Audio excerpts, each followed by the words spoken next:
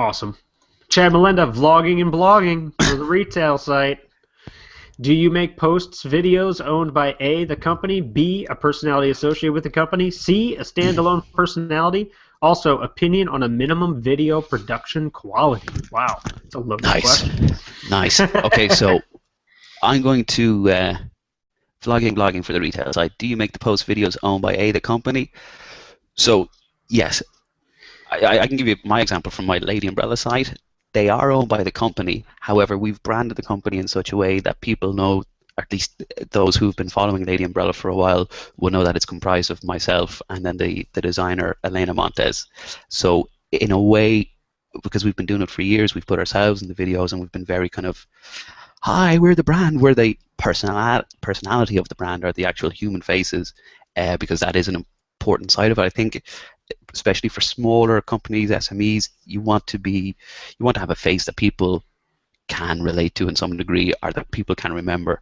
And so to kind of get around that, what we've done on social media, we're out there on social media. On my Lady Umbrella Ltd account, for example, or on Twitter at Lady Umbrella Ltd, I openly state that this is Rob. I'm very happy to be here. I'm a fan of jellies, and I hope you tweet me back. Or I can't even remember exactly what I say, but something along those lines. Yep. And again, we've recently set up a Google Plus business page for Lady Umbrella, but Elena is going to be manning that. And again, she's out in front saying, hi, I'm Elena.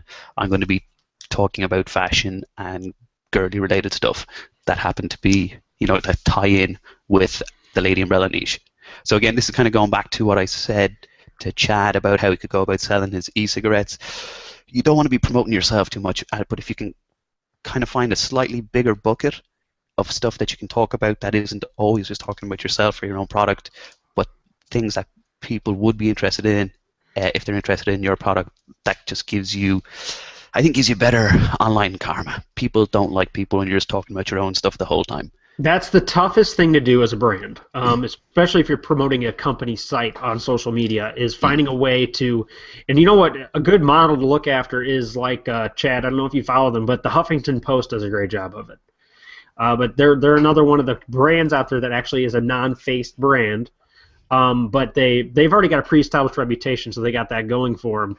But they do a really good job of balancing what's considered fun, lighthearted content along with their stories. And Team Coco does a good job of it as well. But there's a couple really good brands that are faceless brands that are doing what you're saying, where they are personable, the brand is, but they don't always self-promote. They promote others, they mention others, they discuss things with other people.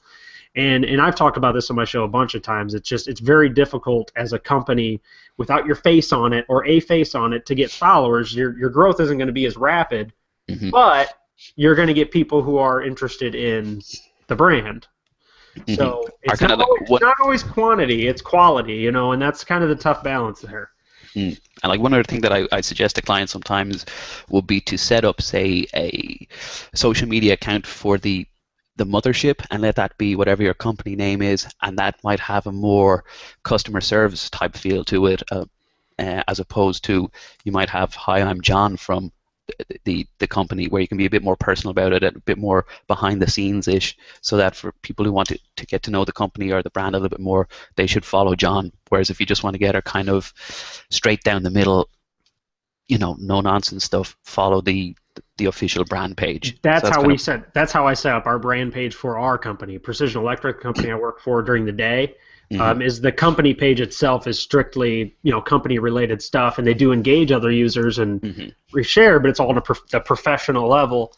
But I have a couple employees. Yeah, the couple employees are out growing their personal profiles, and obviously sharing content from the business page as well. Exactly. When it's appropriate. And so it's a constant. It's constantly evolving too, and as the tools change, like the Google Plus is still relatively, like the pages even are relatively new. You know what I mean? So it's a constantly evolving thing. So